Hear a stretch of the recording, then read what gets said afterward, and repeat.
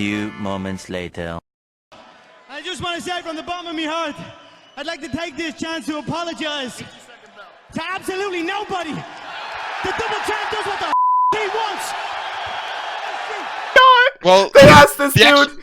the actual answer is Ryu, you fucking idiot. Mr. Hedgie, who do you think the best NA mid laner is? DeMonte. All right, you're not working at my establishment. No, it's fucking Jensen. It's Jensen. There's no fucking question. Oh my goodness. I can't. Oh, Jesus Christ, man. Okay. All right. LOL Podcast Season 2, Episode 3. We're joined here with my all-studded cast of Mr. No Fun at All. Mr. No Fun at All. Never likes anything. Hedge 74. Good lord. And then the other guy who loves everything, but despises the... Other than me. Other than Hedgie. We got Miru here. Miru, how you doing, my brother? Good, man, good. So, how's you guys' LCS week and thinking about it coming into this week? Because we have the first LCS week coming up for most competitive regions for LEC and LCS. So, what are you guys' thoughts on the first weeks? Do you put any stock into the first weeks at all? Yeah, 100%. Oh yeah. So first week to check out the teams, see what they're doing, see what changes they've implemented, and kind of see their play styles originally and what they're going for. Obviously, you're not going to determine, who's going to come in the playoffs from the first week, but it's good to just see how the teams are going to perform and how they verse against the other teams. And I don't know, it's our first week to see what they're doing and what new stuff they've implemented. So I definitely think it's very important. Ooh. There's also only 18 matches, so yeah, you're right. Every game counts in this league. Because if you guys haven't been following the format changes, we discussed them on the last time. It was that now we get Monday Night League, which is just, the Academy games, the Academy highlights. That's more of a quotation. Sorry about that. And then you get the 4 games, Saturday, Sunday, and then marquee matchups for Monday. So you get Monday Night League, which some people like, some people don't like. So, do you guys feel any different about this changes? Do you guys have any new ideas for how they could eventually improve on it more, or you think they're all just fine, kinda? For me, I wonder how the implementation of the Academy games are going to be. I'm all down for the whole Monday Night Football type thing, but like I said, they're trying to shove the Academy games down our throats. Which I actually do want to watch Academy, so I'm okay with it. But I want to just see, besides these 2 marquee matches or whatever they want to call them, these big matchups that are coming on Monday from the actual LCS teams, how they actually incorporate the Academy and actually make people want to watch it versus just kind of tuning the Academy games out and just watching the normal game. Yeah, but I feel you. I understand. I value my life very, very, very highly, and I want to spend every minute enjoying it and using it to the best of my ability. And I think watching Academy games is not the way I should do that. So, I'd just rather watch the fucking LCS where we can actually watch some decent players play. Obviously, it's not going to be for everybody. Kind of pointless at this point. If Academy had a system where the last 2 teams are going to get relegated, blah blah blah blah, then I'd watch it, right? But for now, it's not really used well, except to kind of used as subs for the teams during the season, and usually the worst teams at that, because you're not really, with the exception of C9, you haven't really seen the top teams use too many subs at Worlds and that sort of stuff from their Academy roster. It's more the bottom teams start losing and go, okay, well, we have to change a play now, because that's the only thing we can change, right? We can't actually change the way we play. And then they still lose. But yeah, I don't know. I think it's kind of pointless, but I don't mind watching it, but yeah. This is kind of why I like how they're doing Spring Split, where, understandably, it doesn't matter like it used to. Now it's only MSI, but a lot of teams, a lot of analysts, a lot of coaches have came out and said, hey, because it is this way, we can start doing a lot of different things with the Academy roster, the main roster, different strats, different everything. So, I actually am excited for it, just because I want to see, hey, maybe someone in Academy actually, does something good and comes up onto the main squad. They just going to be so many different moving puzzles and stuff. So I actually want to see it. Okay. It's because if we never really truly utilize it, we'll never see a Dardoch, a Caps, more players like that arise up. And I think that if you use it effectively, well, because like people always say there's no talent, and I just don't believe that. Like, there's no way you have all those players and there's no talent. That's not how sports work. So if you go between all of our solo queue, between Challenger to like Grandmaster or some shit, it's Challenger, Grandmaster, then Master, right? Am I saying that correctly?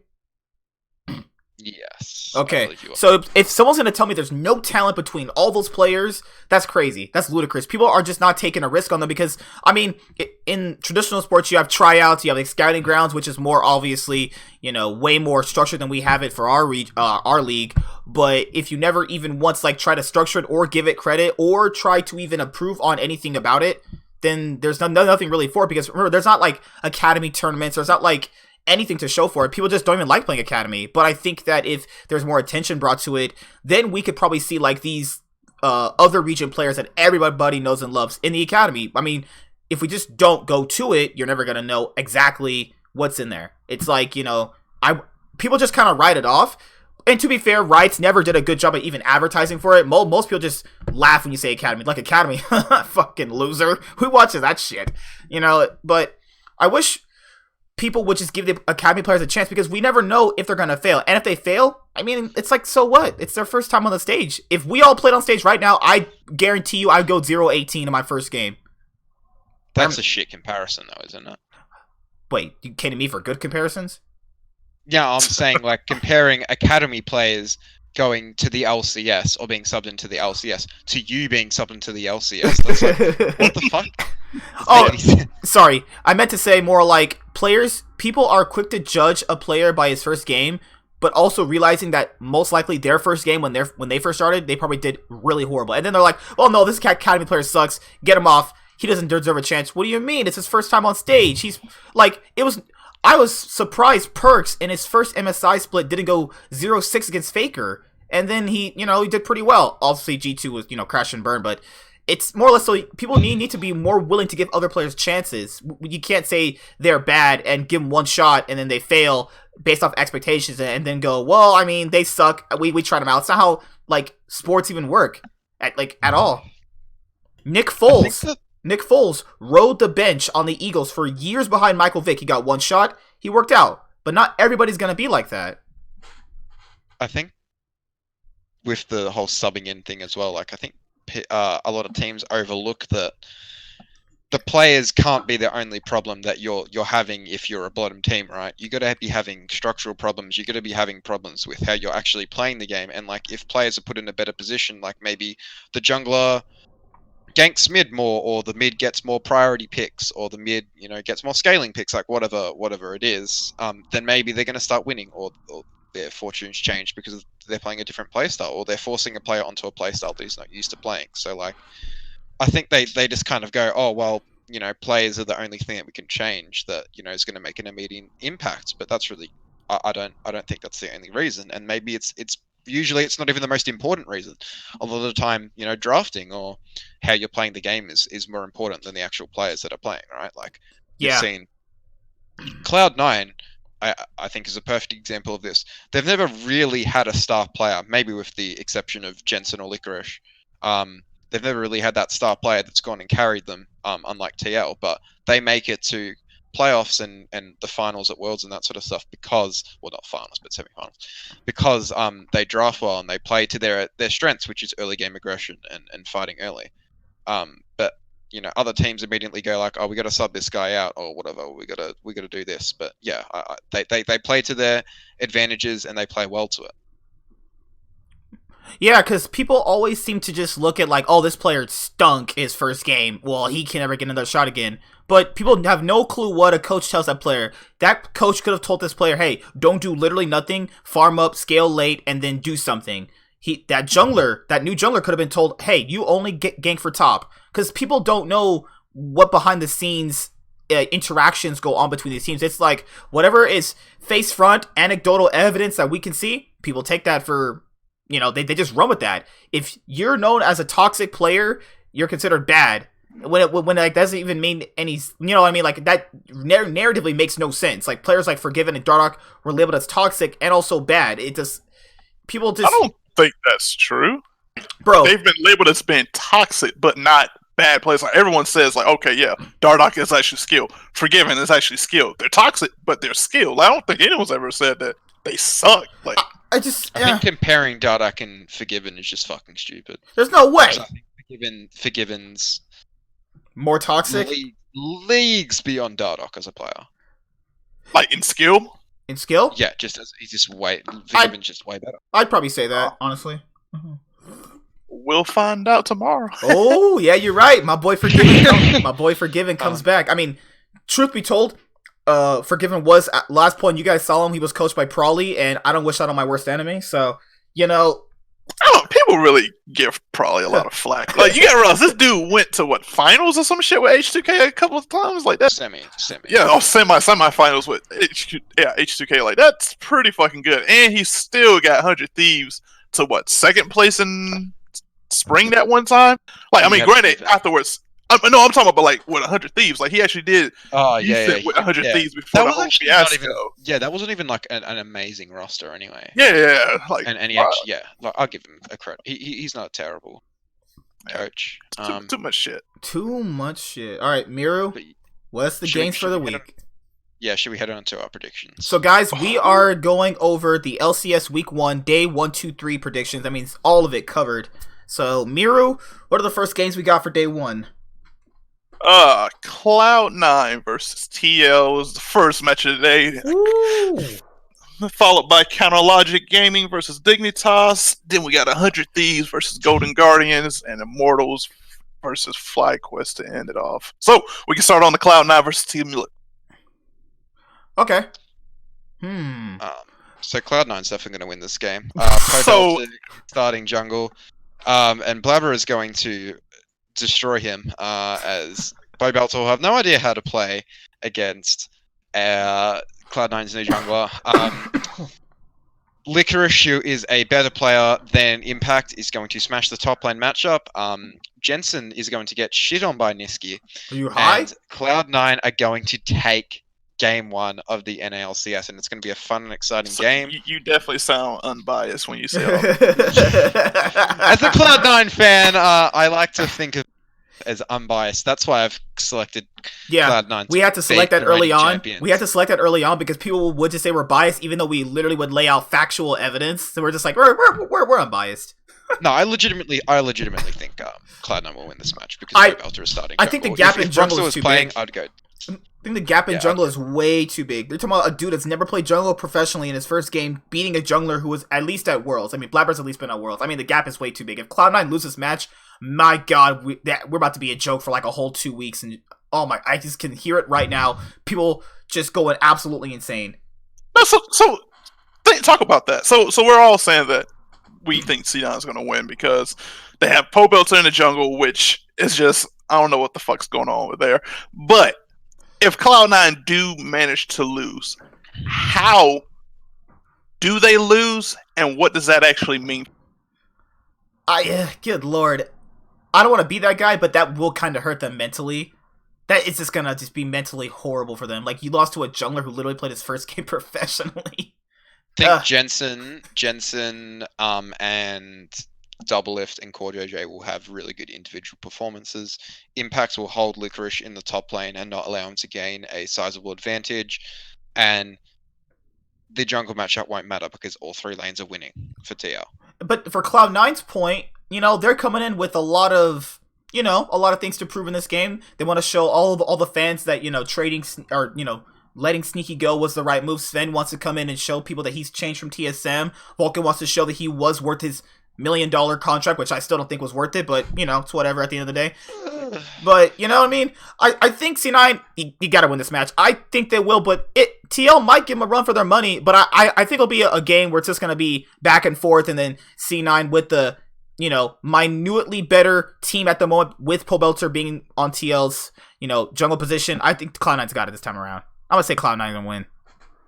It just makes me wonder, with such a big gap in the jungle position, and then like jungle being just so important at this point with the early game ganking and just like controlling of all the objectives and whatnot. Like, can Pobelter hold off against that? And if he can't, this means he's just gonna let Blabber just run all over him. but can TL's solo lanes, can a bot lane actually bridge that gap that they are going to lose in the jungle? Like, do they have the skill enough to do that? I want to say yes. But I feel like these 4 people can steer ProBuilder the right way and carry that game. I feel like they could. If Kane tells him just, camp one lane, that's even still not going to work, probably because of how the jungle just changed. So even that's not really a skill, a plus for them. But I could see Doublelift and CoreJJ smashing Zen and Vulcan. I mean, Zen and Vulcan are new bot lane. CoreJJ and Doublelift have been together for a year. I disagree. Really?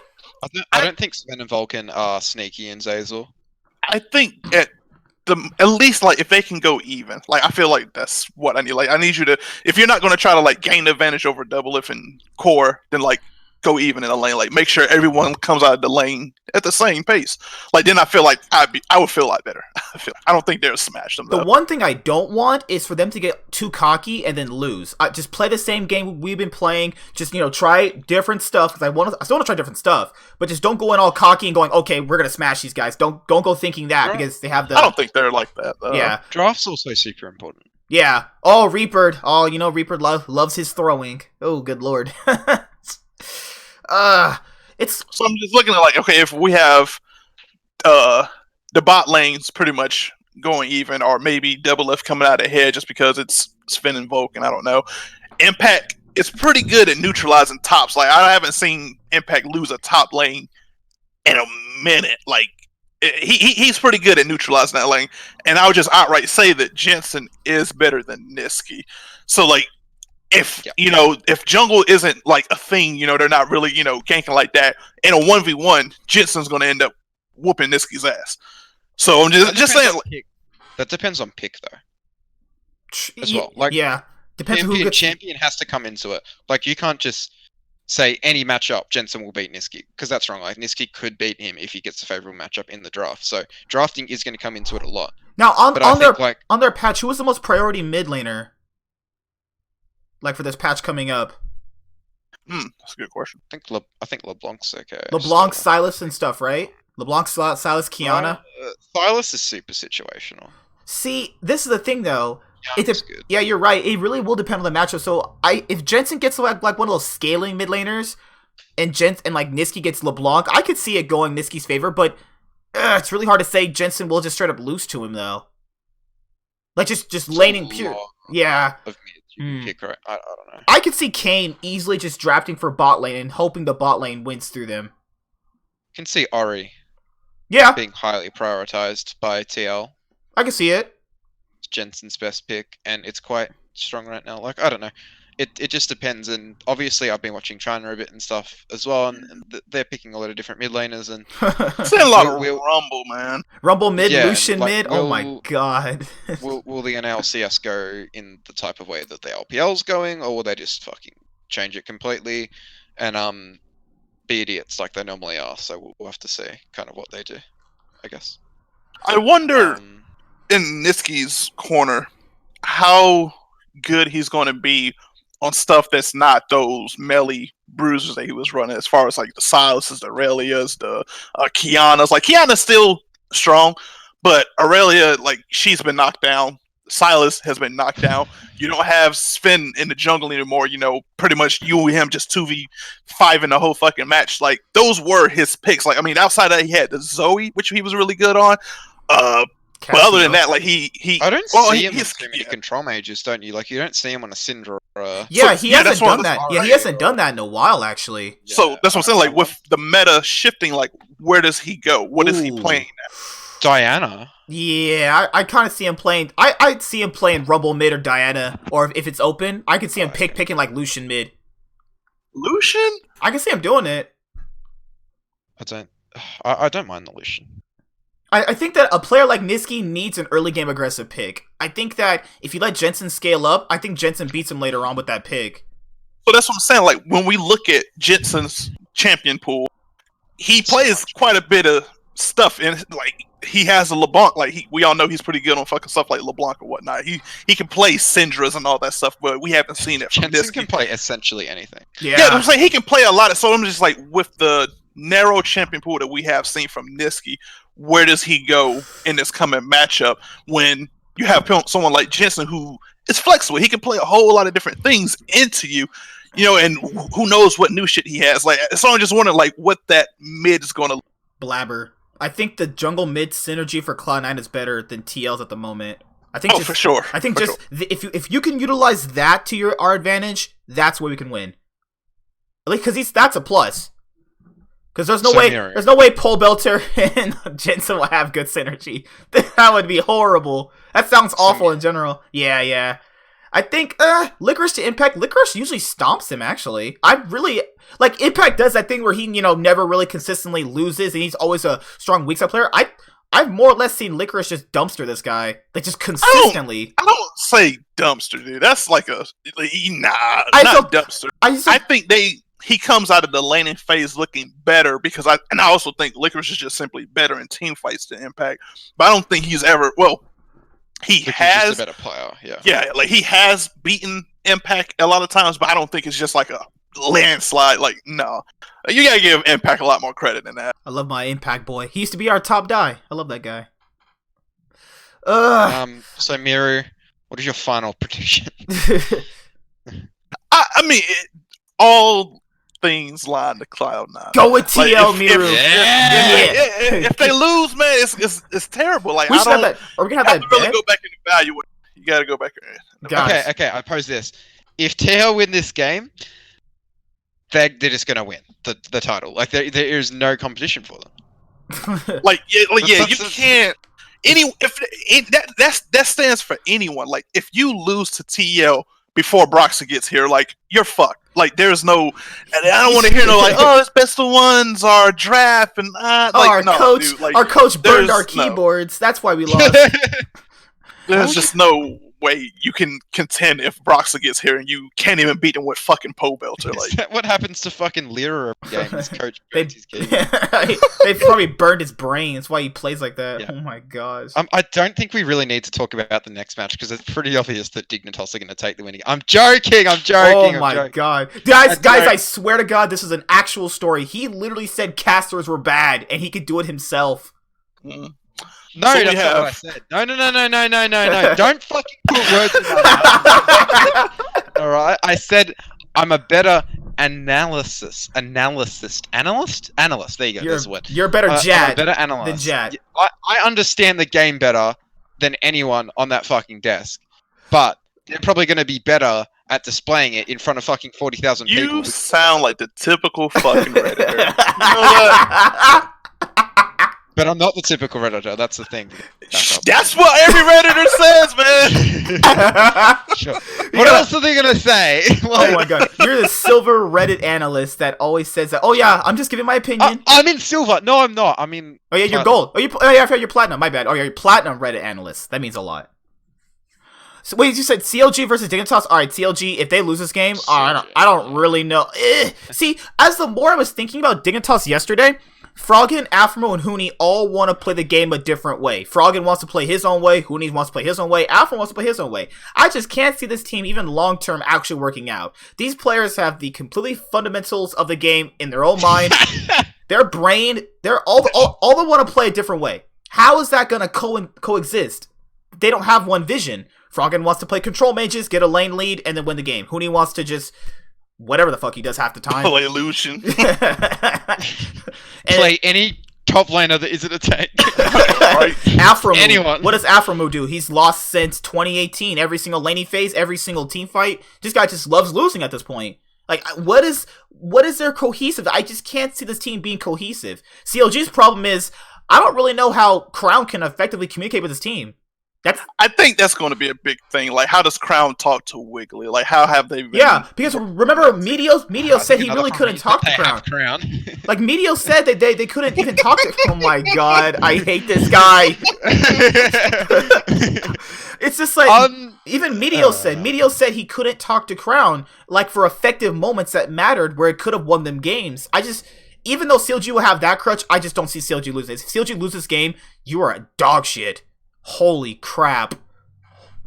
I wouldn't say dog shit. I mean, because like you still have to look like They do have Hooney. Like, the guy has been known to fucking pull shit out of his ass. They have Froggen, who's a very consistent guy. Like, I'm not going to ever say that Froggen's a terrible person. Like, him on control mages, him on... Like, the dude was pulling out pocket picks, like, left and right and winning, smashing motherfuckers with Vel'Koz and Nivea. Like, I can't ever count this guy out. And I've been hearing a lot of good things about this Johnson kid, man.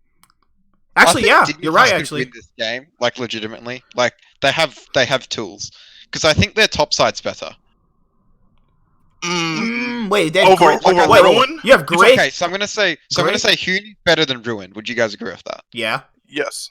Okay, I'm gonna say Grig's better than Wiggly. I think it's a I toss think up. that's pretty... I'll give it- Yeah. If we saw the Grig we saw on TSM originally, before he broke Dig his- and I mean, toss. but did you see the Wiggly that was in summer, though? That dude was pretty stopping. You can't count but he had a pretty good roster. If we like- see the same Wiggly, if we see the same Grig I saw on TSM, they should fire that guy. That is abysmal. Like And I think Froggen's better than. that's pretty even actually. They have. Ah, They have similar fuck play no. styles. They're have very similar similar. play Yeah, these are like They have two similar sides. play styles. Yeah. Where they like scaling mid laners. They're literally so, two like, sides of the same Nivea- coin. Anivia and Malzahar and Vigar are Oh pretty my similar. God, So that'd be the Big most Crown plays boring- Big Crown Be the most plays boring Malzahar. matchup to watch. You imagine watching that shit? Malzahar. Crown and Froggen are just gonna walk into lane. Farm lane?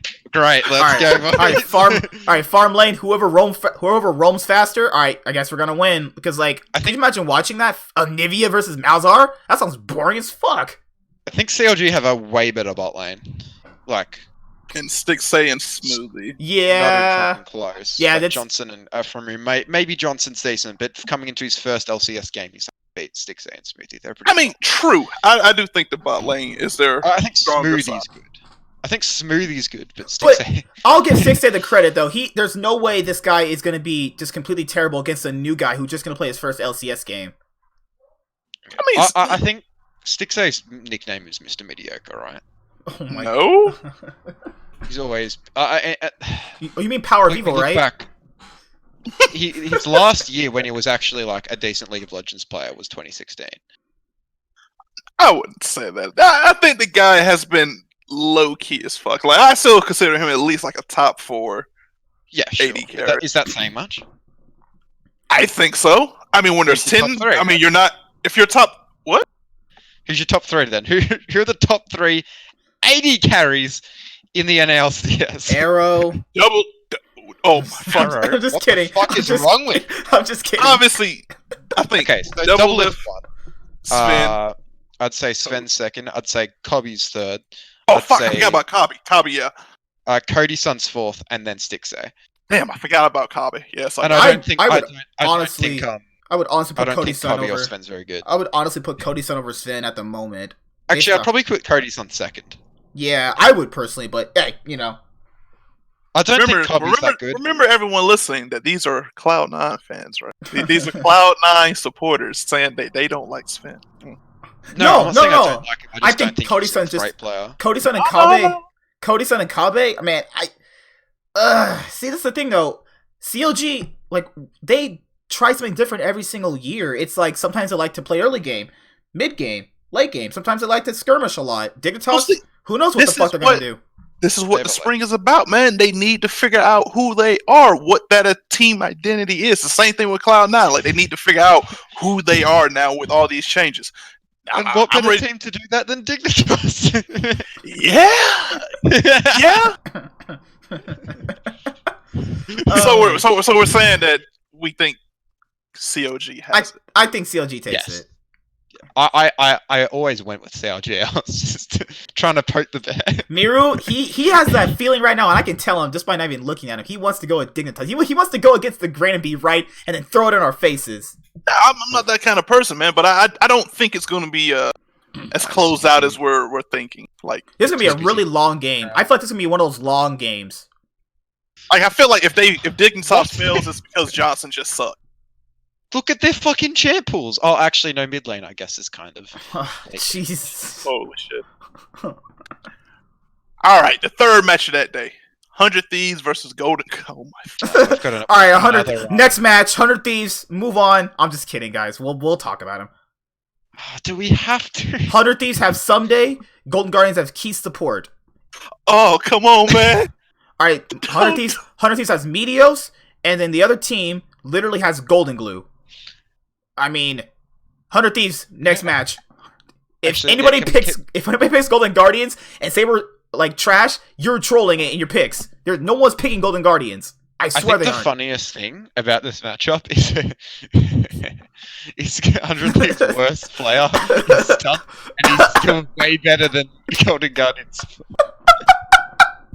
Oh my god! And their best player is Golden Glue better than Ryan? I'd almost say Ryan's better. I'll say Hansler's our best player, but he's not better than Someday. That's just not even close to. I can't. God, I feel so bad for Hansler, man. Yeah, can we just skip over this one? It's Hunter, if anybody says they picked old Golden Guardians, you are a goddamn liar. I'm already putting in that you guys have picked 100 Thieves, by the way. No one on God's green earth, especially for this week. I don't know how they're gonna play out the rest of their weeks. No one on God's green earth in week 1 picks Golden Guardians in any game. There's no way you do. I don't believe anybody. All right, Mira, what's the next game? Have Immortals versus FlyQuest. Ooh, FlyQuest. Ooh, I think that's a little closer. Yeah. I think Immortals' top side is stronger than FlyQuest's top side, but I think their bottom is a lot. Hang on, let me have a look at this shit.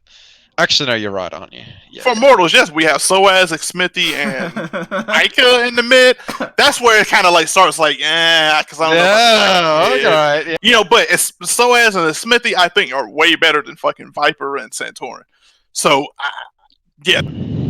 I think the gap between the mid laner to Immortals mid laner and the bot lane to Immortals bot lane is like way too big for Immortals to have a chance in this game. Like, I think Santorin's also quite a good jungler. No, yeah, he is good. Yeah, and I don't think Smithy's like way over him. And then you look at Soaz, and I don't think he's way over Viper. I think he will be. I think he's better than Viper, but I don't think like that. The difference in between them is like. So you're saying that Wild Turtle and Ignar are just leagues ahead of Alltech and who's that? Hawkwolf? Absolutely, yeah, absolutely. So if you're rating these out of 10, like what would you rank those two bot lane? Okay, so I'd rate Wild Turtle and Ignar probably top 4 bot lanes, like maybe even top 3. Wait, let me give a. I think they're a serviceable middle of the pack bot lane. I think TSM's okay. So I think TL's is best. I think. Oh, this is interesting, actually. I just can't see Ignar and Wild Turtle really being good together. You guys are gonna fucking hate this. Oh, we will. I think they. I'd almost go as far as to say they're second best. Wait, Ignar and Wild Turtle? Exits call right now. Because Ignar's easily the second best support. Easily. Yeah. Easily. Over Vulcan. Core JJ and him. Hey, make a note of that, because some months from now, I'm gonna smash this man's face with this shit. Make it a pinned comment. Make it a pinned comment right now. There ain't no the second.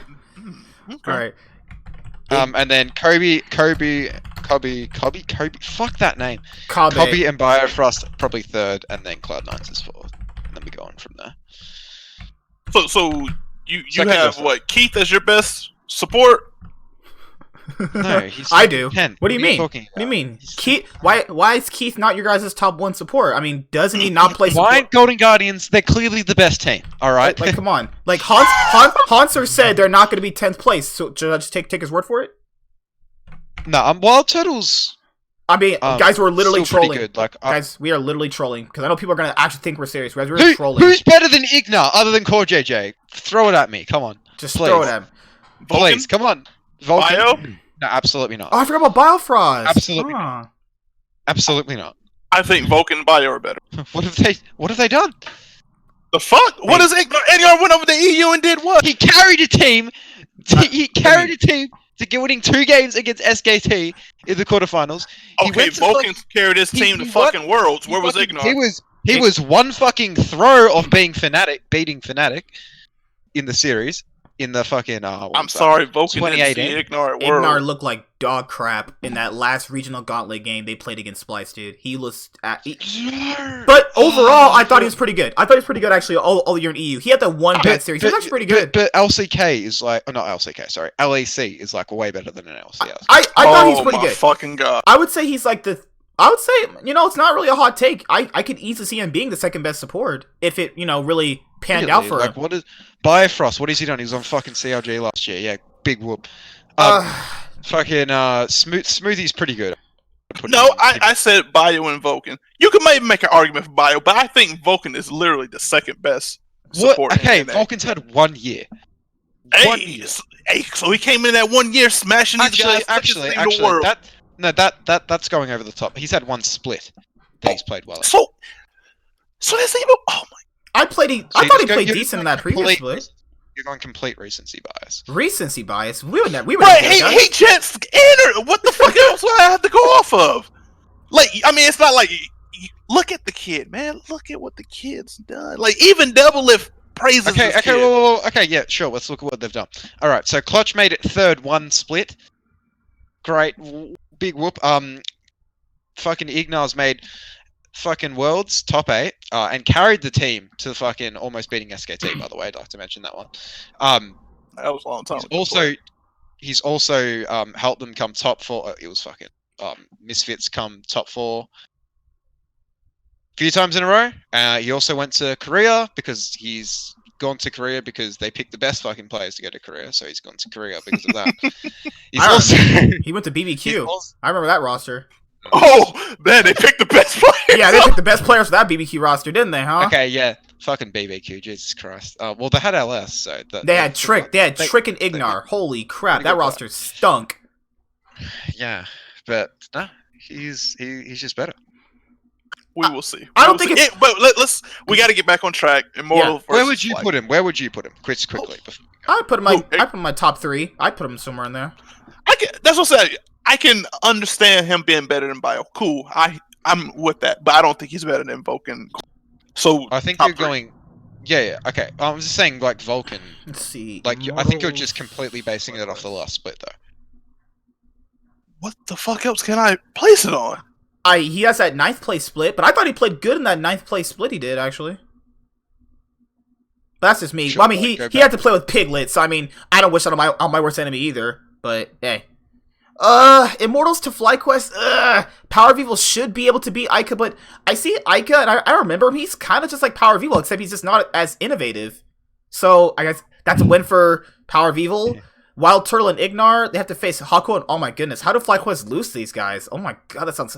This Immortals roster sounds even more shit than I think about it. Holy crap, who built this trash? If Immortals pulls a dub here, it would have to be solely off of Soaz and Nick Smithy's leadership. And plus, there's just nothing else. Smithy is coming in with a lot of hype. People think that, he was carried on TL. He wants to come in and show he wasn't getting carried on TL. I think they have motivation to win, rather FlyQuest is kind of just like, I mean, FlyQuest is dog shit. I don't care what people say, that's just bad. I mean, they could come in here and lose, and would people really care? No, but I like being right, so I'm going to pick FlyQuest. I hate this. FlyQuest is going to finish top 4. Miru, next day. Okay. So for Sunday's matches, we got Dignitas. Dignitas we got Dignitas versus EG. TSM versus Mortals. Golden Guardians versus Cloud9. Oh my god, those are some exciting matches. I would never pay for these days. That's a really good match. I feel bad for you people who have to pay your money to watch those horrible, shitty-ass games day 2. Holy crap, get your money back instantly. No, I do want to see the Dig versus EG and the FlyQuest versus COG. Everything else is just going to be like a COG smash. is probably the best match of the week. Wait, you said Dig versus EG?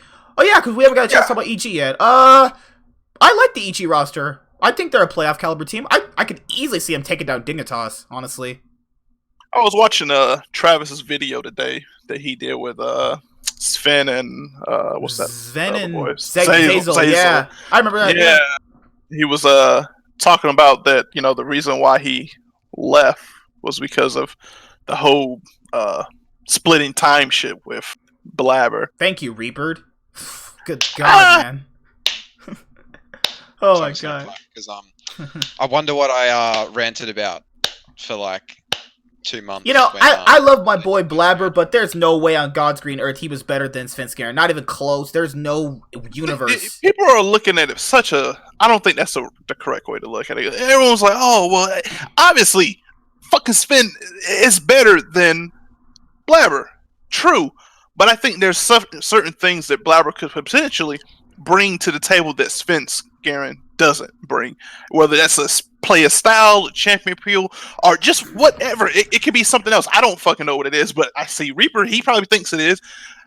I think that is why he puts him in, not because Svenskeren is playing bad or that Blabber is somehow better than him, but I think it's just a certain style that he wants to achieve that Blabber can do that Svenskeren can't. So I don't. People get like, oh, well, why'd you got to bench him? It's like, hot take. If Sven played all 6 games, he would have made it out of that. I don't think so. I think actually we had to draft better as well, though. Svenskeren was playing bad. Like people make it seem like oh man, the MVP. Like he wasn't like smurfing or anything. Like everyone hyped him up, but he didn't go in there stomping kids. The times that Cloud9 was actually getting leads was with Blabber, even though they were losing games. But he was actually putting them. 2 best junglers in the world.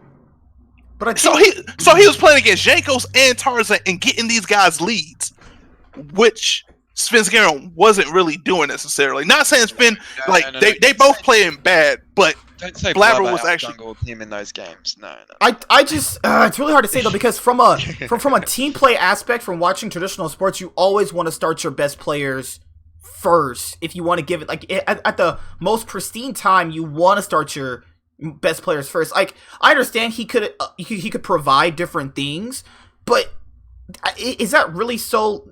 What's that word? Negligible that you have to use championship, dude. Like we gotta put our best players in. So it's I'd say Evil Geniuses could beat them. I think that Kumo's gonna if Kumo doesn't lose to Huni, there's a good chance that Kumo could smash him. If Huni loses to Kumo, like I've lost all respect for this kid. Like there should be seriously, people were like, oh man, Kumo. Like I'm super happy that we have a rookie in the league. I still consider him a fucking rookie. People are like, he's not a rookie. He played like 4 games. Shut the fuck up. I'm super happy that Kumo's in the league because I want new people to come in. I want them to get practice. I want them to be good. So 2 or 3 years later down the line, Kumo's like our fucking Deshaun. Who knows? But Kumo is not going to be Huni. Like if anyone looked at all the games that he played for C9 on the main roster, he was given counter pick, comfort pick, and camp lanes, and he was still down in CS versus everyone he played against. Like that's something that you just can't understate. So like I feel like if Huni can't get a lead, being this aggressive Huni that we know he used to be, I fucking dig now. You guys, $2.3 million down the fucking toilet, right? Just to get 5th place in the LCS. That's crappy. Who else we got on the? It's Bang. Oh, it's Bang and Zazel's debut. Actually, as a bot lane. That's actually interesting. I see. This could be like potentially the worst bot lane or one of the best bot lanes, depending. I look at the Bang Zazel and I don't see it, man.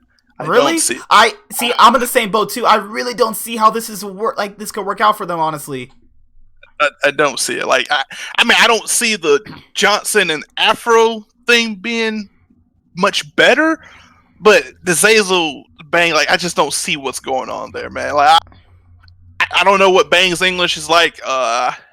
All I keep hearing him was saying, "This is Bang." Like that's all I've actually really heard of the guy, but I just don't know what they bring. Oh, like, and we get Jizuke's NALCS debut too. Oh man, lots of stuff to prove for this EG roster too, man. It's actually a really interesting matchup, actually. I said I'm actually interested in looking at this. This is like can Jizuke get back to himself? Like, can he? I mean, granted, like he was playing at LDC, so he was playing against a lot of good mid laners. Like, there's a lot of good mid laners over there. You come over here to play against Froggen. Not saying Froggen's bad, but can you show up versus Froggen? Or are you just gonna let Froggen run all over you with his control mages? Like, is he just gonna think- put? Kumo is a really interesting one to talk about because I think people wouldn't have watched him in Academy, right? And then they're just going to see those few games where he played for Cloud9 and see that we won. And then they're going to have this really positive outlook on him and positive bias because they've seen him in 2 games where he's won and not actually think of the implications that those could have had different variables that we won those games for, right? So, I don't think he's very good at all. Like, he's not a bad top laner. I think it would be good to see him develop, and I think he's a good pickup. But, like, yeah, I don't know. I don't think he's the star that people are kind of saying he is, or people are saying he's kind of really good, and he's going to be really good, and this roster's really good. But, yeah. For players like that who are you break super it new, down. see, like for players like him and Johnson who are kind of still super new to the stage, I wouldn't put too much stock in like their week 1 performances. I usually give those players like the whole split, and then I kind of can get my opinion of them. Because you can't really know by week 1. For new people, like for people who we already saw, you know, they're going to play the exact same way. But for him and Johnson, it's like, what can you really debate with them? It's like, you only seen so much of them already. Well, I mean, we're Cloud9 fans. We watched him in Academy. I think he's a pretty good player overall. But is he like Licorice level? There's a reason why he didn't start over Licorice ever, though. People got to kind of, you know, factor that in as well. Well, I mean, also the fact that I think it's good that Svenskeren and all of these guys came in as a package deal because Sven did play with Kumo at times. So, like, he kind of, you know, understands how Kumo is to an extent. So it might not be as bad in them facilitating him to try to get ahead in his lane. But I could also see these guys just kind of leaving him on an island to just kind of deal with fucking Hooney just, you know, poking sticks at him all game. So I don't know. I definitely don't think he's... I mean, I don't think anyone's really hyping him per se, but people have positive outlooks for him. And just because of those few games that they played, which no one watches Academy, so they don't see like all the other shit.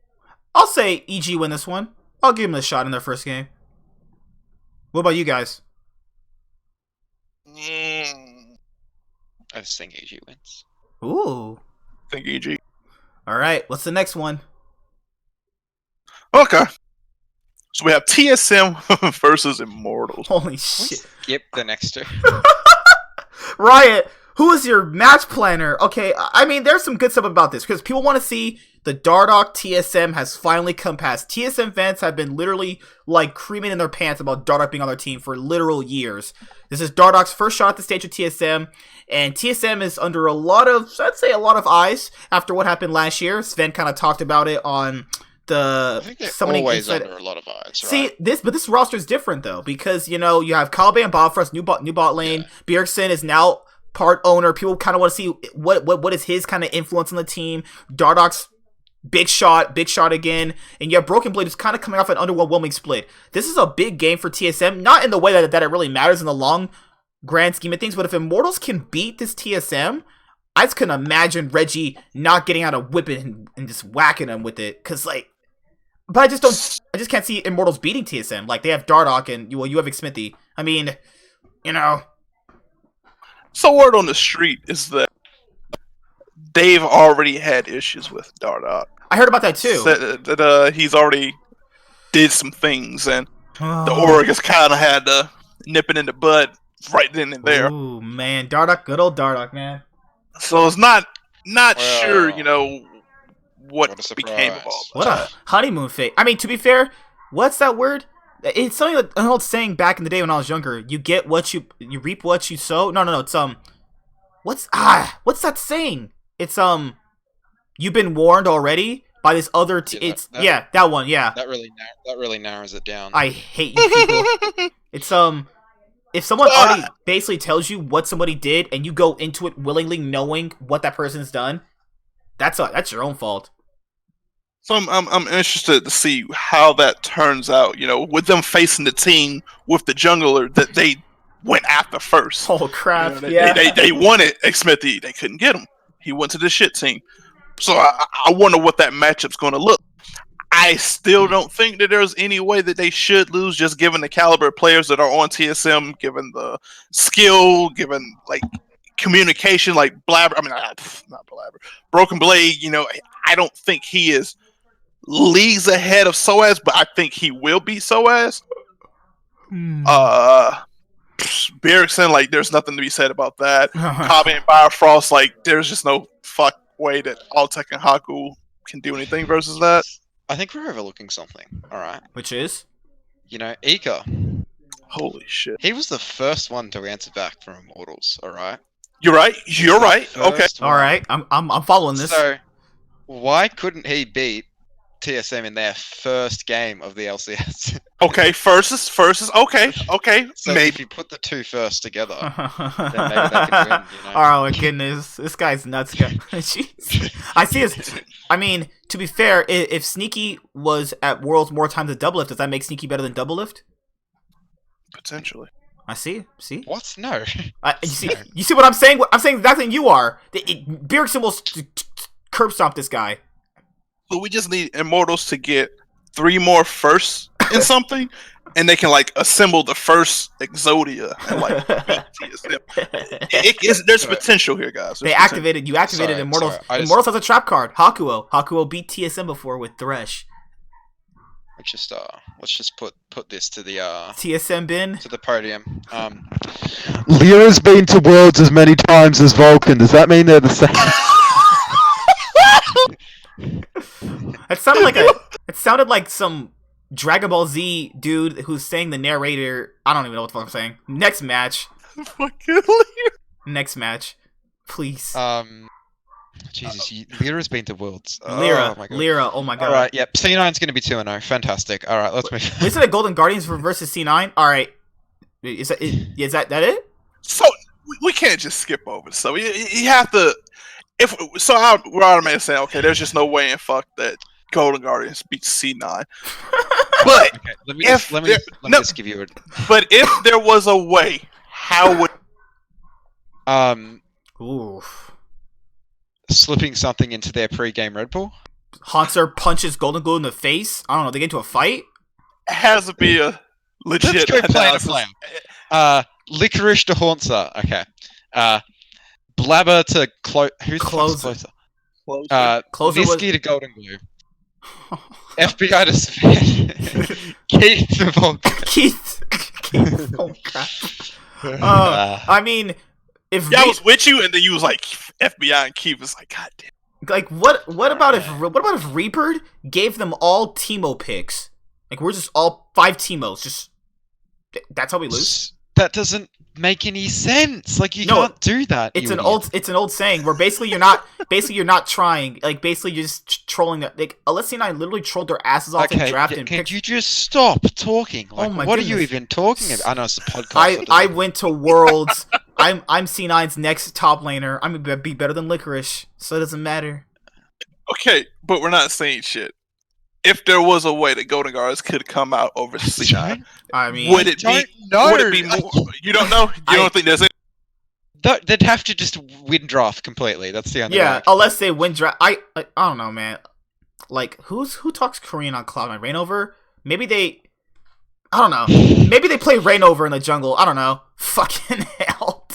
Ogots. Wait, did you say pick Teemo jungle? Pick Teemo jungle. Do that too. Ergot top. No, You pick Teemo. Teemo jungle. All right, yeah. Well, I'm not gonna. What are you doing? I think like Jack should make a bet with the Golden Guardians owner and be like, "Hey, if we lose this match, $100 million bet. This is it. I just really can't see Cloud9 losing to them. If someone put Golden Guards over Cloud9, you're a liar. You didn't do it. There's no way. There's no way you accurately did that. Okay. Dave? All right. Understand. Oh, full. Okay. So Cloud9 has. There's just no way that I Golden can't see Guards it. can. No. Get a dub there. Give me a reason, Miru. Come on. Sven, I was hoping that you guys would give me one, man. Licorice has people off the team. That's because he has all the power on Cloud9. Remember that, guys. Licorice kicks a guy off the team. They're playing 4v5 with no keyboards, probably. Next matchup. For the Fly next Quest. we may have some differences. All right, we may have some differences for the next 3. Ooh, finally. Next week. I mean, next game. Fly Quest. Let's stretch. Let's get into it. FlyQuest This is gonna versus get good. Oh, my bad. I forgot we got Ignar. Oh. Guess we're gonna win, huh? Oh yeah, they got Ignar, guys. Watch out. So first of all, out of the 10 players on each team, all right, Ignar's definitely the best. He's the best player out of these two teams. He's the star that is going to lead FlyQuest to victory here, and they are versing not a very shaky bot lane in Stixxay and Smoothie that they're going to be able to crush with the overwhelming power of Wild Turtle and Ignar. We move to the mid lane.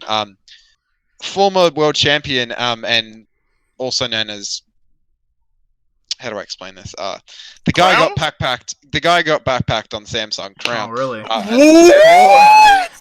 very, The very game-winning play guy got back. very There's also the same mid laner who solo killed Faker too, and with his crowned victor. sure. Ooh. That's one moment in, But- in a game that doesn't prove anything. Well, So Crown. I mean, you realize I there's could like score once on LeBron James, right, and then go, oh well, I scored on him. I guess I'm better. Crown, he's a good mid laner, and I think he's probably top 5 in LCS. But I don't think he's as good as PoE, who I think is going to beat him in that position. And then we move on to the jungle Roland, Santorin, who's definitely, I'd say, a better than. Wait a better than- minute, wait I a think minute, You guys back could that actually shit agree with up. that one. back that shit And then up. Viper to Ruin. Back that shit up. Not great. So Why FlyQuest definitely is- going to take the W here. what type of crack are you on? Like, I want whatever drugs you've been on, dude. Like, holy shit, you want LSD So- or some shit? So we're thinking that this is a closer matchup than what people might be thinking. I do. I think it's closer. Yes. Wait, why do you think it's not close? Like, either team could definitely win this game. So when we're going down the rosters, matching up Ruin, Viper, where do we see that going? Fucking nowhere, Jesus Christ. they're both kind of lower tier top laners in the league. Yes. But they both do like carry top. I think Viper's more of that player. Like, he likes the Riven, he likes the Fioras, he likes those sorts of picks. And I might see Viper pick up one of those in this matchup, and that will throw a curveball into the game. So I feel like it can be some shit where Viper picks up his carry and he'll grab a Fiora or Camille or some shit and then Ruin and Yeah. just run like a cannon into it or some crap like that. And I feel like that lane is just very even. Both Yeah. players are just kind of And they could pick anything, right? Like, Viper could just pull out a tank or pull out a more Ornn or some traditional top shit. laner. Even a Mordekaiser's good right now. Like, I thought that was nerfed and people wasn't fucking with it. I don't.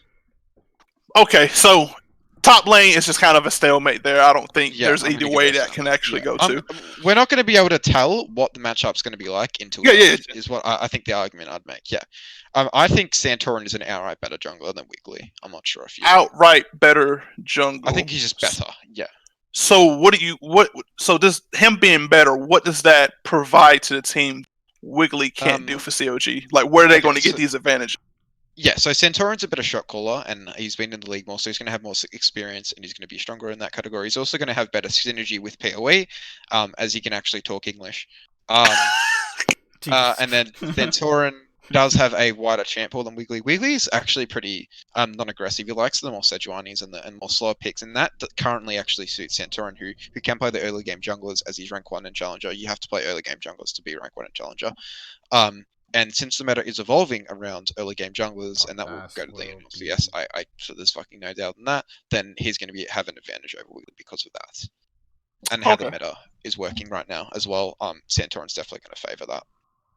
Okay, I can get behind that. I do Um, definitely think Santorin is better than Wiggly. I'd also say, just in terms of player to player, I think Crown's probably a bit better than PoE. But currently, with how the meta's focused, right? How you got early game picks, other thing that's going on. You want that early prio, particularly for the dragon. I think PoE is then going to have an advantage over Crown because PoE is probably a bit more of an aggressive player than Crown. Crown's a good player, but he likes to sit back. He likes to scale, right? And I think you can agree with that. You can see the play style that Samsung brought throughout the whole of Worlds. They would have focused on scaling, and that suited them. That's why they won the World Championship, because that meta was completely focused around scaling. So Crown wouldn't get punished for picking late game scaling picks, but now he's going to pick late game scaling picks in a meta where late game scaling isn't viable.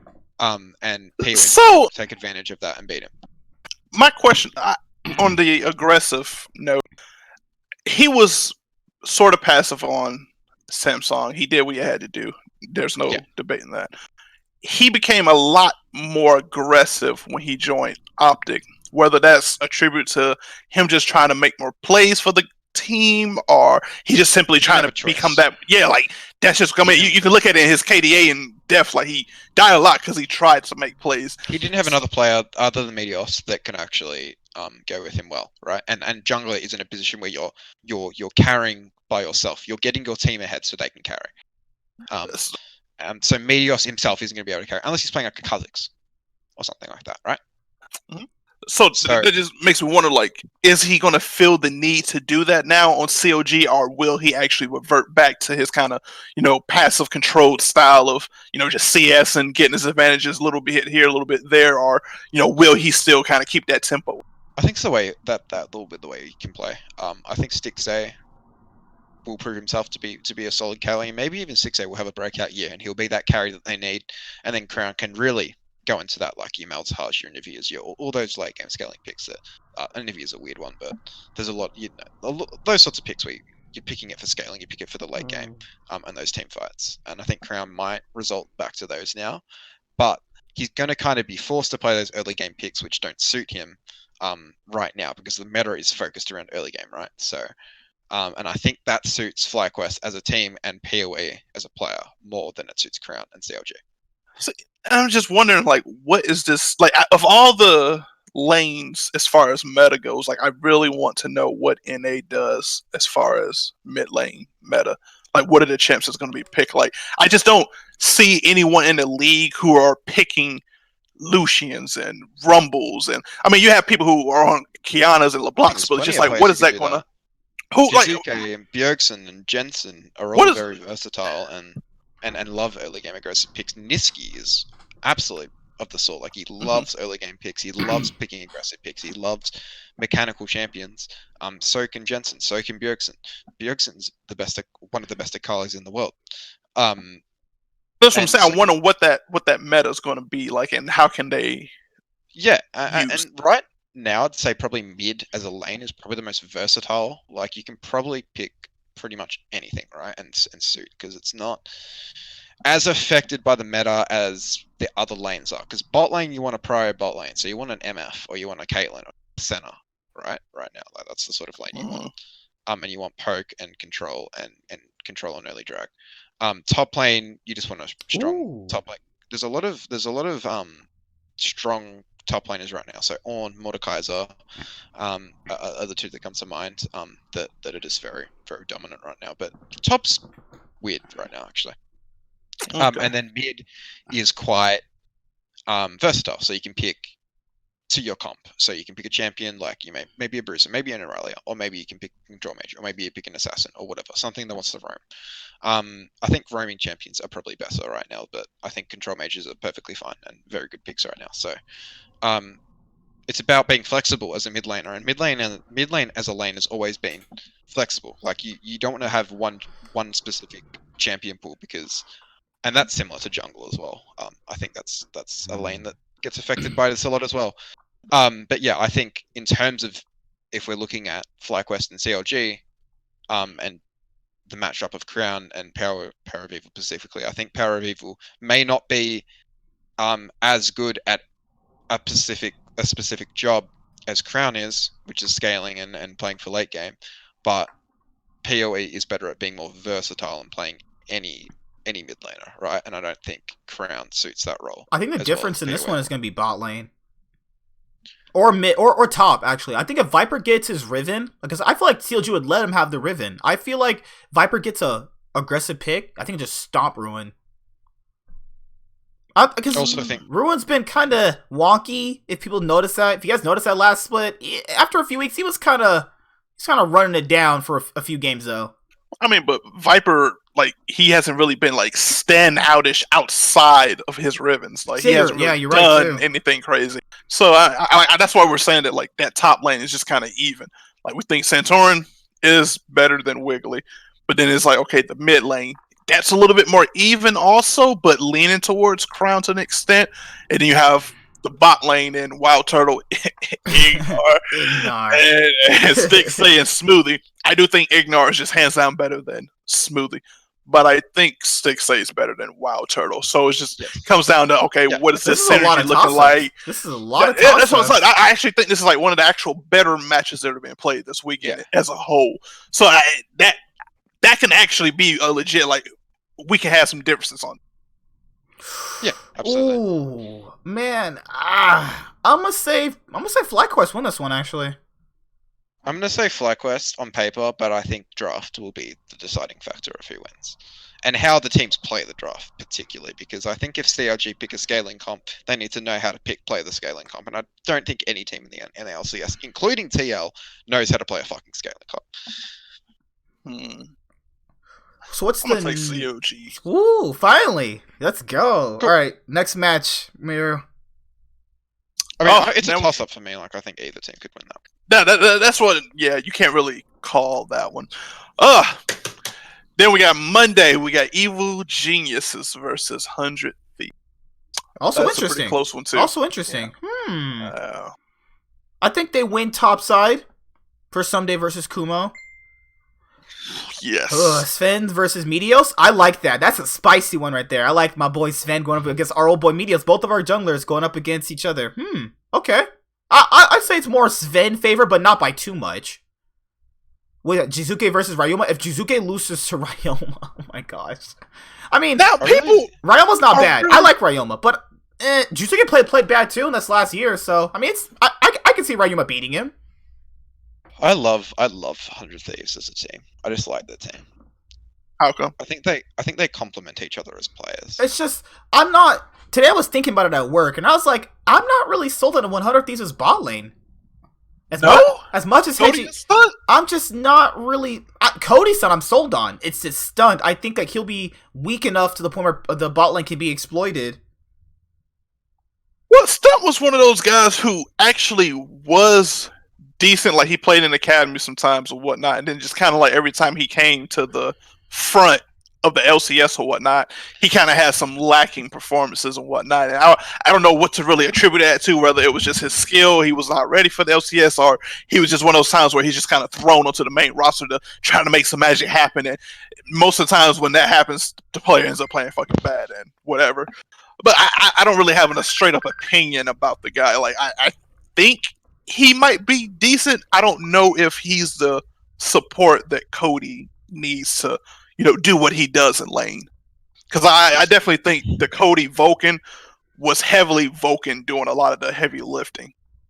This man be like, I'm not sold on Cody, Sun, and Stunt, but I'm good with banging Zazel.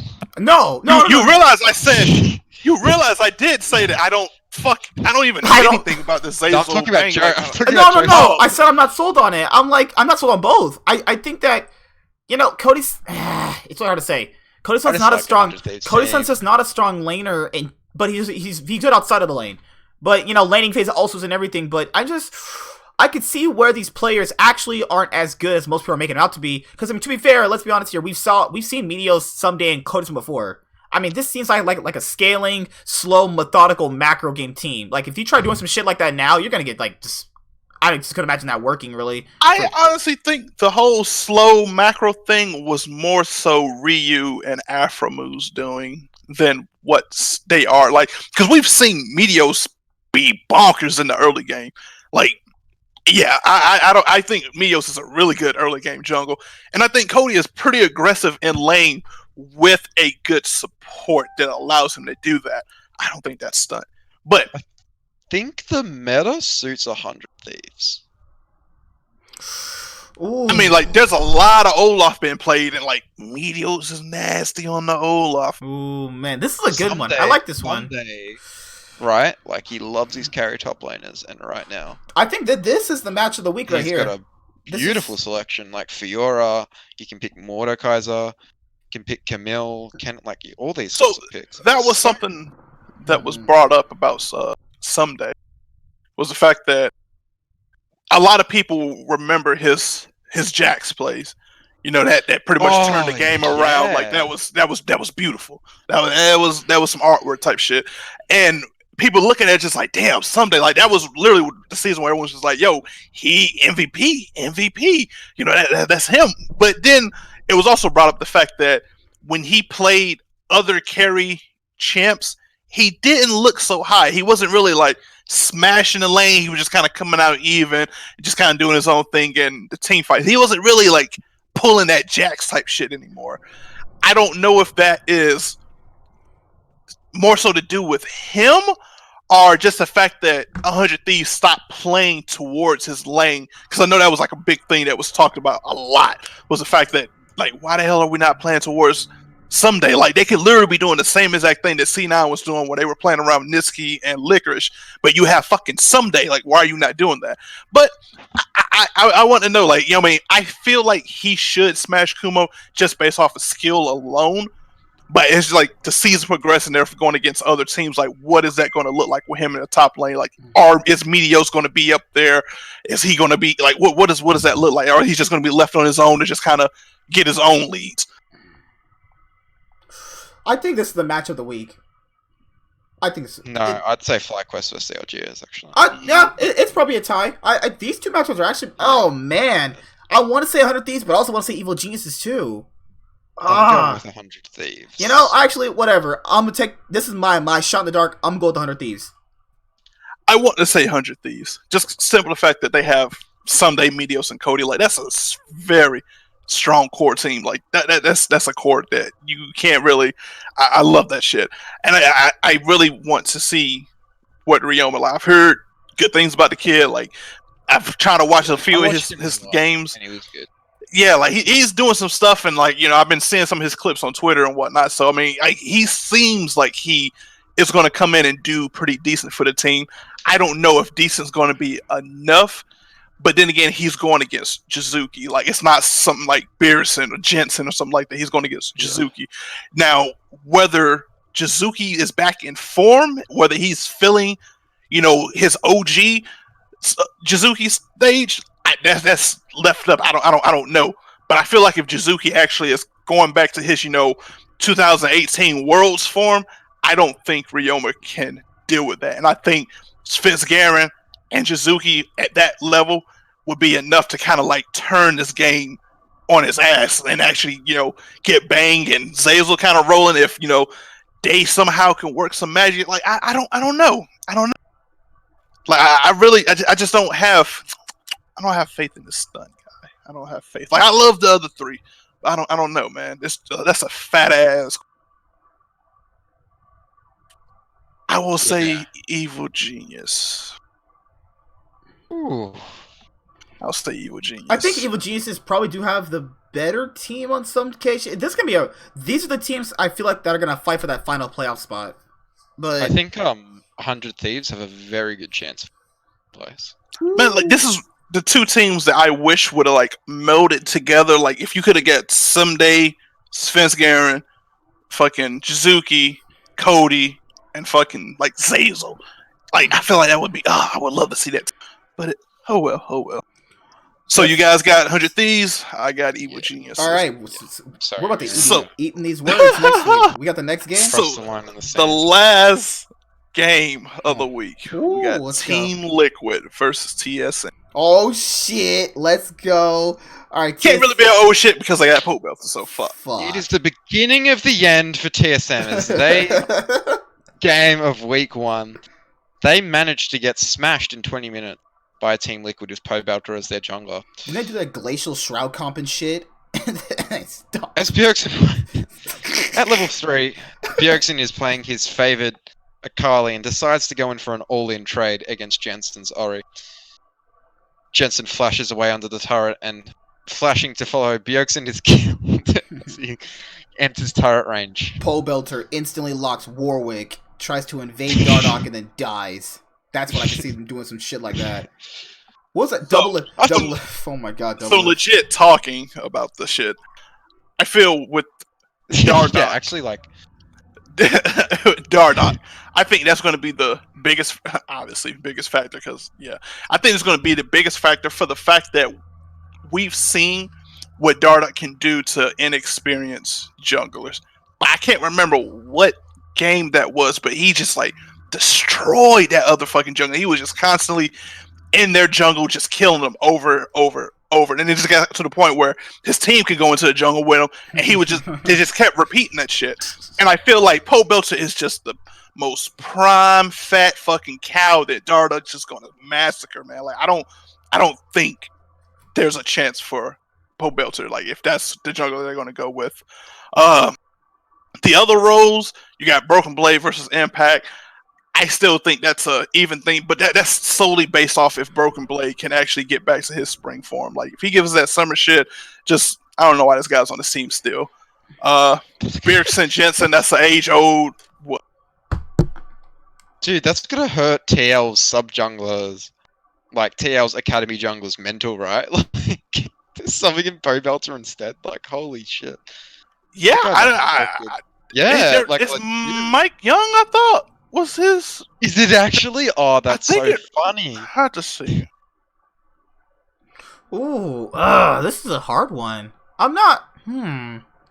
I wish Broxah were here, man. This would be the best matchup. But this is literally the match of the week if Brox is here, man.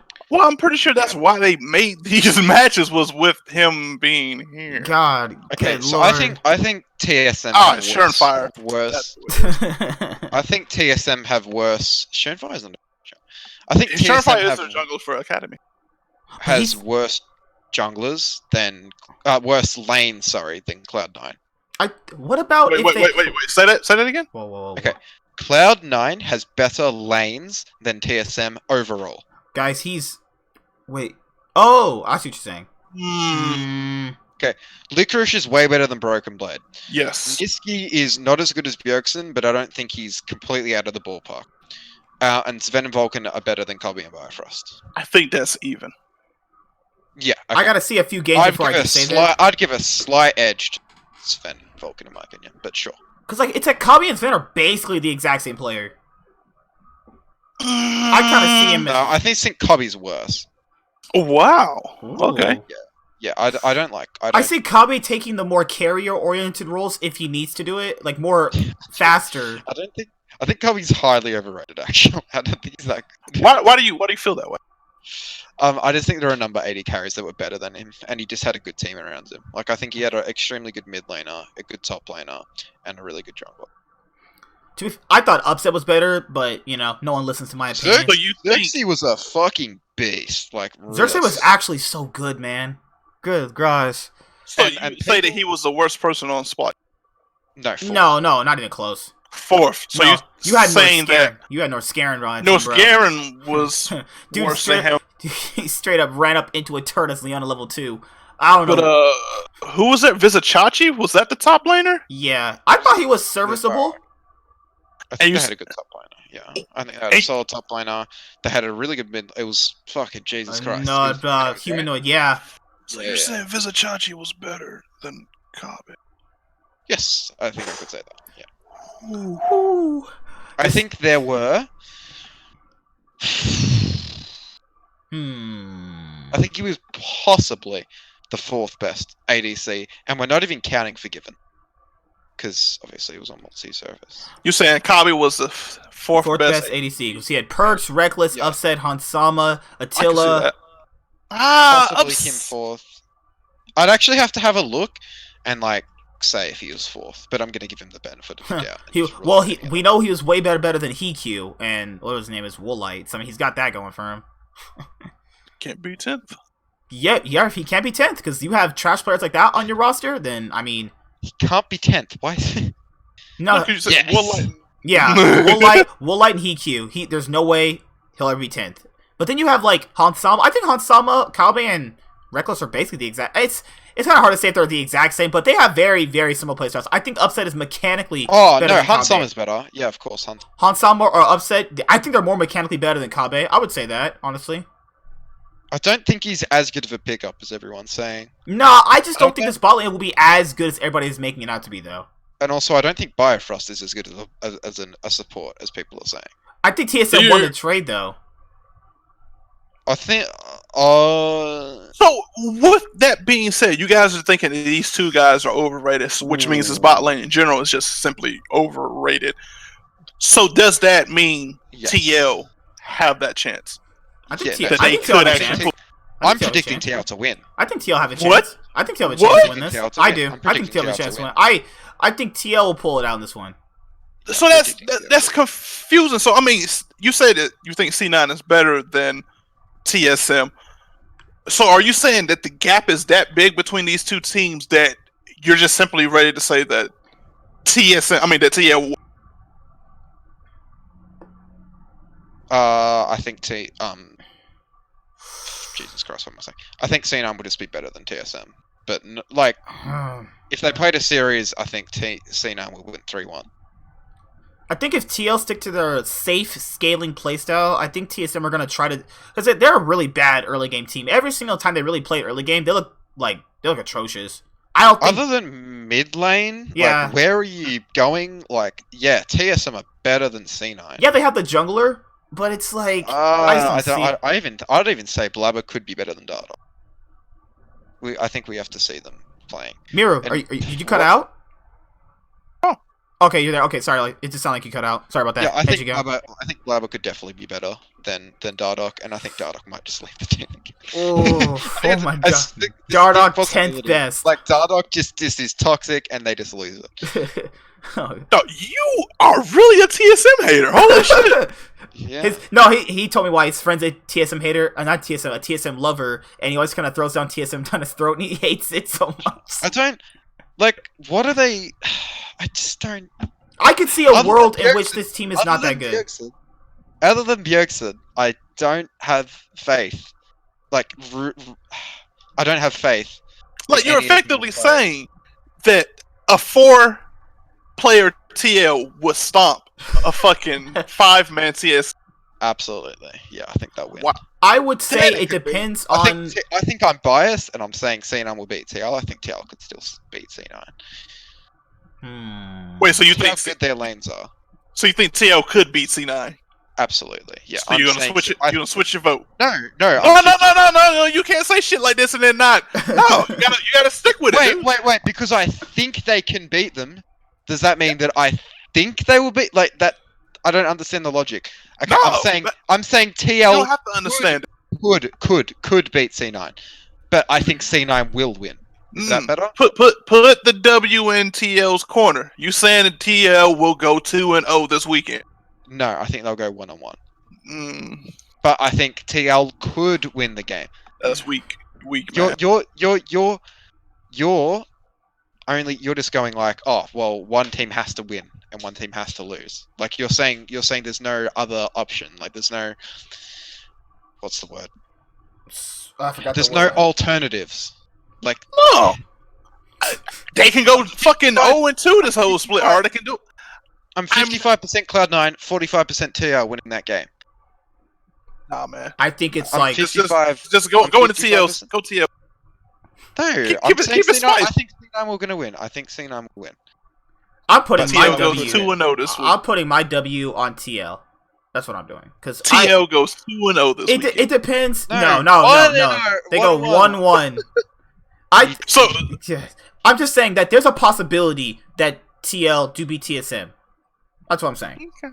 It's always a possibility. Yeah. You know, it's Again. never a cutthroat thing. Obviously, you know, these are predictions. You know, you're never going to act exactly. No, I'm just saying that I just feel if TL play their scaling style, I think TSM's aggressive style is not good enough to exploit TL's scaling style to the point where it's going to be such a massive disadvantage for TL.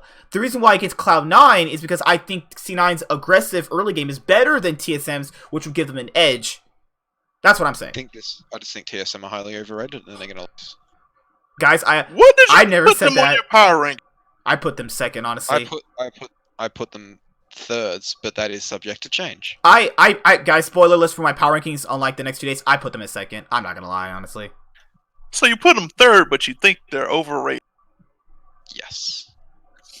which means you must think the rest of the league sucks. Oh. I think the bottom 3 teams suck.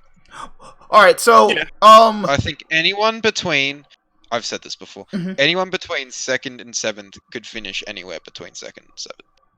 I'm not gonna lie. That's very possible. That's a very good possibility, honestly. This league is Like blown wide open. Immortals, Dignitas, and Golden Guardians are locked in to finish bottom 3 spots. In my opinion. Hmm. Okay, Who so Who's actually keeping score? Every other team could finish anywhere else. I think TSM could finish 7th. I think they could finish 2nd. Okay. Which one of you guys is keeping score? Thought Hedgie was. Okay, so at the end of the split, I want to know who's going to be crowned the prediction king. Because Sure. I like being right. So like the thing with me is that sometimes I can kind of see how certain games are gonna pan out. So it's Yeah, you're like- so fucking smart. oh yeah, I am a G. I got a 200 IQ. I had a 200 IQ in college, sir. Whoa. I'm just kidding, guys. I didn't pass that shit. But All right. So what's the last those are topic? our predictions. Those are our predictions. And We want to talk about this Monty thing. I like Monty. Monty. Wait, we're going to talk about. We should all have one hot take. Oh my god, my hot Okay, take. yeah, we'll use the Monty Oh as a wait a close minute. and Oh we yeah. can do this. Actually, this is what they do on the broadcast desk. I'll just ask the one player. Who's gonna be your MVP for week 1? Any player, just one player. Just shotgun it.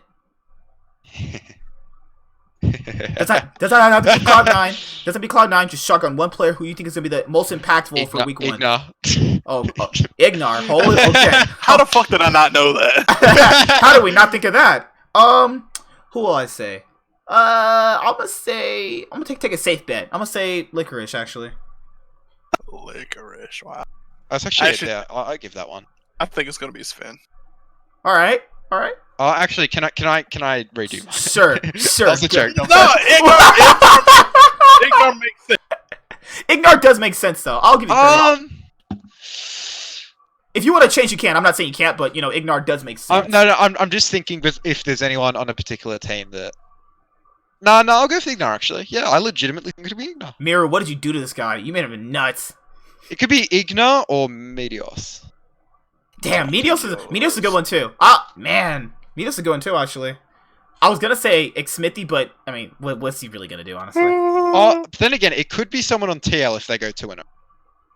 in that case, I would say Impact, but No, it would be Jensen. Fuck you. Whoa! What did I do to you? What did I do to you? You exist. I exist as a man. All right. Alright. So Yeah. what is next, boys? We can do the hot take. Oh, We'll, hot take. We'll do one hot take All right, for you guys go first then. do it for the split. Do it for the split. Do it Oh for the split. shit! Cloud9 wins. Oh, can we just do MVP? Like who's gonna be? Well, I already did Fuck, that. no, that's so. I already did that That's video, such a variable. guys. I already did that Okay, video. actually, yeah, that's true. Yeah, that's true. I'm gonna Let's say do- Cloud9 win the split. Shut up the fucking haters and all you sneaky little pussy bitches out there are gonna eat your cock when C9 wins the split. That's what I'm saying. C9 win the Remember, split.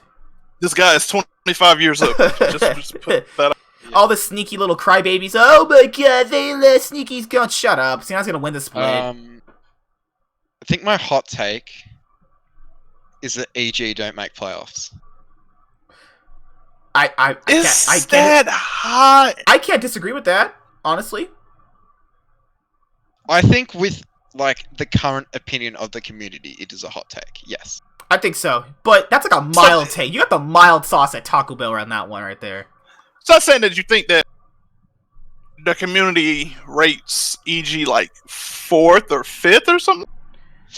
Okay, I'll think of another one. Consensus. Give me say a they're minute. This is playoff a hard. team. This is hard, man. This is hard. Miru, you got one? While he's cooking up his ideas. I don't think Golden Guardians will end 10th.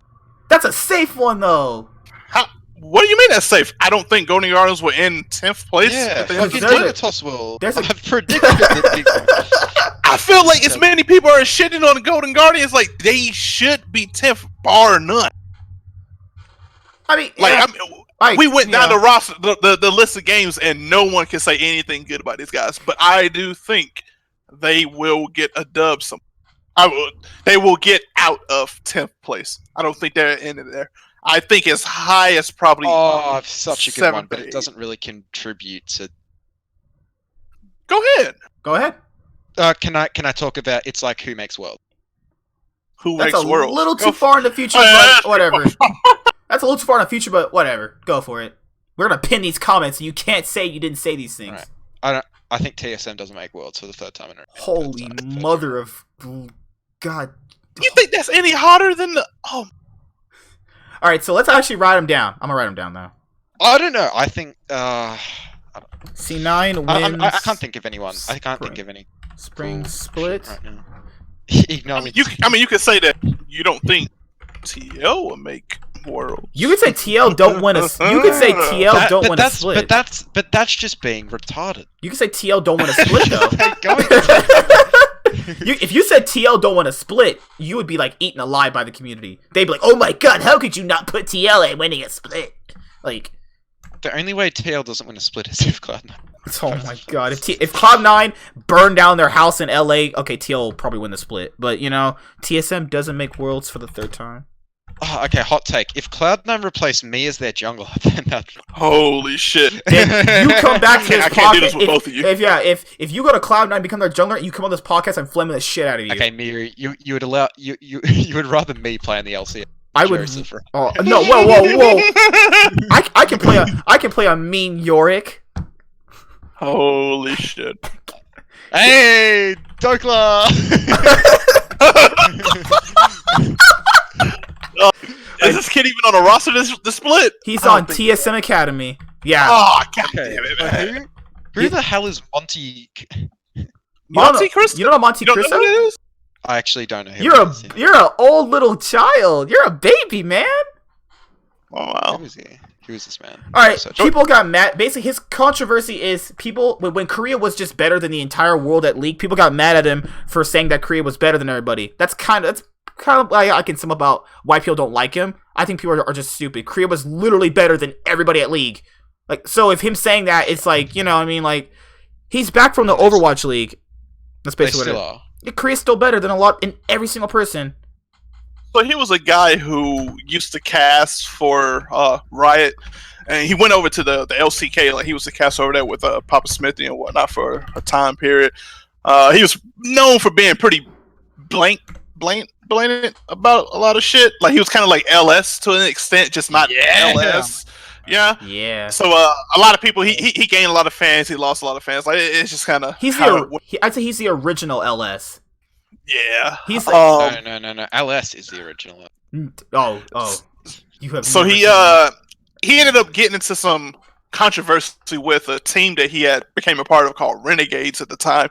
It was also one of the teams that had that girl that died a few months back. Yeah. That was all over Reddit and whatnot. It was pretty much a dude that wanted to change over to female. His team was supposed to facilitate that. That was one of the agreements that they had, where she would come in and where he would come in and play, and they was gonna do all this shit. And they ended up getting kind of dicey, and they ended up sending her over to like some quack ass doctor in Asia, some fucking where, or Philippines. What was it, Philippines? It was somewhere. It was some quack ass place, and like they botched the surgery and all this other shit. It was a whole bunch of fiasco and whatnot. And Riot pretty much manhandled like that whole org. Like they banned a lot of the people that owned it, and kind of left a bad taste in Monty's mouth. Then he was also pretty known for voicing his opinion on a lot of stuff that Riot was doing as far as paying casters and career growth and all this other crap. Well, not crap for him, but a lot of stuff like that. And just got to the point where him and Riot didn't see eye to eye. He left, and when he left with a lot of his content. And he went over to Overwatch League because he stated that Blizzard was willing to pay him more than what Riot was, and Riot was pickle nickel and diming him everywhere, where Blizzard was going to do all these great things for him. So now you can fast forward to today's world where Overwatch League is fucking dying. Everyone's leaving. LA lost a lot of their casting talent this year. So now he is coming back to League, but in the way that he's coming is through C9. Like he's going to do content under C9's brand. Why this is so important is just the fact that it's been years since all this stuff happened with him in the get-go, and he's been very voicey about the whole thing about, you know, how, I would never come back to Riot, and if I did come back to Riot, they're going to have to do this and that and blah, blah, blah, all this for me to come back. And is coming back because the thing that he deemed as being so great is not, the thing that he deemed as being great isn't so great. But now he's coming back through C9 and he's doing whatever, and now he's saying that, C9's giving me all these opportunities and whatnot and blah, blah, blah. Which dude. I'm I'm happy that the guy is back because I did like his insight on a lot of things. You know, I like what he brought to the table. He has a lot of fans, more people watching LCS. Like that's a win-win. I just think it's kind of crappy to do all this talking and then now you're like, oh well, I'm back with Yeah, it's the same thing. right This is like now. this is like you basically coming home with your tail between your legs. That's how I saw it. But I mean, to be fair, I can't blame him. Overwatch is trash. Like, I wouldn't want to play that shit. Like, I want to cast that trash. I would come back. Honestly, I kind of knew it wasn't gonna work. Like he left, obviously with his anger and shit like that. And then when people start thinking about things, basically, what's that saying? The grass looks greener on the other side. He thought it did, and it just didn't work out. And I can't blame him for leaving because people like making those choices. I mean, he would have probably regret not doing it, but at the end of the day, he did it, and then it wasn't his thing. But when he says he got a bunch of opportunities, he did mention on an interview that his wife works for Cloud9, so I imagine she pulled some strings to get him the job. But hey, I mean, he's a really good caster. I like his insight. I loved listening to him. I just think that basically he was like, Riot is gonna have to get on their knees and suck my dick if they want me to come back. That's what my issue is. I'm glad, because people grow up, people's mentality changes on a lot of things and whatnot, and I'm happy that he's gotten over this bullshit with Riot and he's coming back to us. But I just don't like that. You did a lot of trash talking, man. You said a lot of things, and now here you are sliding back in. Man, dude, you remember those videos where he would just strictly only talk about the LCS and how badly they ran for like an hour straight? God. You did a lot of trash talking, man. It comes sliding back. So, I mean, granted, we don't know 100% if the content that he's doing for C9 is going to be about the LCS. I can imagine that because he's doing some of the insight thing, which is wildly popular by a lot of people. So, I mean, he could be diving into a whole lot of things because he was stating that Cloud9 is going to allow him to be expressive about what he wants to do and, give him the reins to just kind of create his own content the way that he wants to do it. And I'm wondering if his big statements on the fact that the LCS wasn't paying him enough and that he was saying that the Overwatch League didn't have any viable career growth for casters, which I do think is an issue in the LCS, which is why I think people like Papa Smithy are moving over to the GM. Yep, Jad, you got fucking what's his name? Shocks kind of did it too. Shocks and Deficio did it, where they went like freelance and shit. Yeah, like Deficio, now he's the GM for those guys, and then you have the caster from the LPL, the black dude. Raz. Yeah, Raz. Like now he's doing the academy coaching for GGS. Like, so I do see what they mean by there, because I never knew what the fuck it was either. Like, what is the career path for casters and analysts? Like, where do they go from here? What does that look like? You just do this for years, and I thought that was the end goal, honestly, to be a caster. Like, it's not just the end goal. I couldn't imagine there's any promotions in that. Like, where else do you go? That's what I'm saying. Like, what is the next step? So I can see him looking at it as like, okay, like I can't just do this for the next 5, 6, 7, 8 years, and I don't have anything to show for it at the end of the day. So I understand him wanting to come and do his own thing, which he feels that he can grow under C9, doing whatever content it is that he wants to do. So I'm happy for him at the end of the day. I don't fault him for wanting to leave Overwatch. That shit is burning down over there. Excited to see what he does with C9 and just where he does in general. I wanted to ask you guys a question before we go. Do you guys watch any other esports besides League of Legends? I do. I don't know about you guys. Nope. Nope. It's okay. Basically, the reason why I didn't think the Overwatch League was going to work was because I'll just sum it up super quickly. Overwatch League and like a lot of the other franchise leagues like CS:GO, Overwatch, and the Call of Duty League. Well, Call of Duty's a little bit more different, so I'll leave them out. Basically, they were just riding off the waves of their game doing really well and created a league because, well, you have a lot of instant hype in their league. And unlike the LCS, Overwatch just created a league, had people paying millions of dollars, but there was no organic growth to Overwatch. It was instantly popular. I thought it was super overrated. I played it. I didn't know why people liked the game. And it wasn't like the LCS. There was no growth for a long period of time to see if this was going to generate a long-term value for a lot of their player base. And I just couldn't see the Overwatch League working out. So when he did leave, I was like, he's going to come back. It's like that relationship saying, they always come back. He's back. I mean, that's just how I saw it personally myself. But Is there anything else I'm kind of forgetting about? No. Hot takes, predictions, Monty. Did I say anything else? I don't think I said anything else. That was about it. That's about yeah. Korea still produces the best talent. Oh, do you guys watch? Are you guys excited for the LEC? Or are you guys not gonna watch Europe? Yeah, I watch all of it. You watch Europe? Watch it. I just can't watch it this weekend because like, I'm going away. The matchup of the week is Fnatic versus Origin. Who you think's gonna win that? I would say Probably Fnatic. Fnatic, man. I'd say Fnatic. I really want to see what Self May has. Like, I want to see what him and Nemesis were doing with their time on Mad Lions and all that bullshit. Oh, Nemesis. No, I'd still say. I'd still say Fnatic win.